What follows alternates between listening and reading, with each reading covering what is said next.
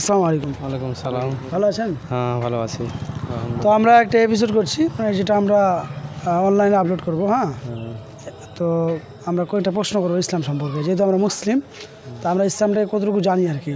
বর্তমানে তো আপনাদের ছেলেমেয়ে, আমাদের ছেলেমেয়েরা অনেক কিছু জানে, কিন্তু ইসলাম সম্পর্কে কতটুকু জানে এটাই আমি জানতে চাইছি। তো আপনার বাড়িতে লোক সংখ্যা কতজন? আমাদের তো আছে আমার পরিবারে 4টা, আমার বড় ভাইয়ের পরিবারে 4টা। আচ্ছা, তো যাই হোক, আপনার নামাজ পড়ে কতজন? হ্যাঁ, নামাজ পড়েন কতজন? নামাজ তো কোনো রকম যেটা জানি সেটা চলবে কোনো রকম। আপনারা কতজন পড়েন নামাজ? পরিবারে 4 জন আছেন, তার মধ্যে কতজন পড়েন? আমাদের পরিবারে এখন 3 জনই পড়ে। আচ্ছা, মাশাআল্লাহ। আমার বাবা, আমি আর আমার একটা ছোট ভাই আছে। আচ্ছা আচ্ছা, তো যাই হোক, আপনার পরিবারে আমরা চাইছি প্রিয় দর্শক শ্রোতাদের যারা ভিডিওটি দেখবেন, যে এনার পরিবারের মধ্যে বাকি পরিবারগুলো যাতে হয়, মানে যাতে সবাই নামাজ পড়ি, যাতে কেউ নামাজ পড়ি আর কেউ নামাজ না পড়ি এরকম যাতে না হয়। হ্যাঁ, তো এটা নিয়ে আপনি কী বলতে চাইছেন? যে ধরনের অনেক পরিবারগুলো দেখা যায় যে কেউ নামাজ পড়ে আবার কেউ পড়ে না, এটা সম্পর্কে আপনার মতামতটা কী? মানে কী বলতে চাইছেন ওই সমস্ত পরিবার? পড়াটা তো ভালো, এখন নামাজ পড়াটা তো ভালো। ভালো বলতে কেমন ভালো? মানে পড়লে হবে না, না পড়লে হবে এরকমটা কি? না পড়লে তো কোনোই নাই, পড়তেই হবে। পড়তে হবে। আচ্ছা হ্যাঁ, আচ্ছা, খুব একদম সুন্দর কারেক্ট কথা বলেছেন। আর 2 নম্বর কথা, যে ধরে নেন আপনি রাস্তাঘাটে চলছেন, হ্যাঁ, দিয়ে আপনি একটা দেখলেন যে গান বাজনা শুনছে, তো সেই পরিস্থিতি আপনি তাকে কীভাবে কী বলবেন?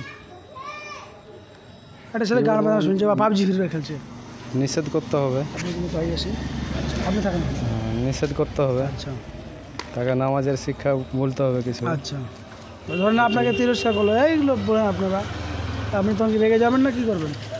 রাগলে তো চলবে না, ভালোভাবে বলতে হবে আর কি। আচ্ছা, ভালোভাবে বলতে হবে। হ্যাঁ, যাই হোক, খুব ভালো। আপনি কিছু বলেন কোরআন সম্পর্কে। আচ্ছা, বলেন তো যে কাউসার ভাই যেটা বললো যে আপনি নামাজ আপনার পরিবারে পড়ে এবং আপনিও পড়েন যথারীতি, দেখতে পাওয়া যায়। তো সেক্ষেত্রে তো সেরকম থাকি না বাড়িতে, যখন বাইরে থেকে বিদেশ আসে, বাড়ি আসে, তখনই পড়া হয়।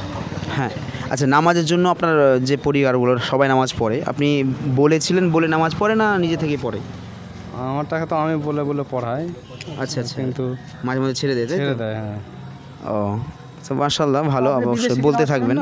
বিদেশে পড়া হয় না, জায়গা ঠিক থাকে না। না, ও, ওটা তো একটা বাহানা। আপনি যেটা বলছেন বিদেশে আপনার অবশ্যই হবে, আপনার নামাজ অনেক সম্ভব। আল্লাহ রাসূল সাল্লাল্লাহু আলাইহি ওয়াসাল্লাম বলেছেন পৃথিবীটা সব জায়গায় মসজিদ। হ্যাঁ, কবরস্থান এবং বাথরুম এসব জায়গা বাদ দিয়ে আপনি বিভিন্ন জায়গায় নামাজ পড়তে পারবেন। যেখানে আপনার পরিবেশ হবে সেখানে নামাজ পড়ে নিতে হবে। হ্যাঁ, নামাজের সময় হয়ে গেলে আপনাকে পড়তেই হবে নামাজ। ফরজ নামাজ একদম পড়তেই হবে, এটা মাস্ট। হ্যাঁ, এটা ছাড়া কোনো মুসলমান থাকে না। অতএব আপনাকে নামাজ অবশ্যই জরুরি ভিত্তিতে পড়তেই হবে যে কোনো মূল্যে। অতএব চেষ্টা রাখতে হবে যে যথারীতি করে নামাজ পড়ার চেষ্টা করতে হবে। সে তো চেষ্টা তো রাখছি, কিন্তু আর হচ্ছে না, যদি আপনার কাজা হয়ে যায় সেটা আদায় করে নেবেন। তবে হ্যাঁ, চেষ্টা রাখতে হবে যে আমি সব সময় নামাজ পড়বো, তাই না? অনেক ব্যবসা রয়েছে আপনি যেগুলো করতে পারেন নামাজের জন্য। হ্যাঁ, নামাজের জন্য আপনি ভালো ব্যবস্থা করতে পারেন, যেগুলো আপনি সঠিক সময়ে নামাজ পড়তে পারেন, এমন কিছু। তো ঠিক আছে, খুব ভালো লাগলো আপনার সঙ্গে মিট করে। আসসালামু আলাইকুম।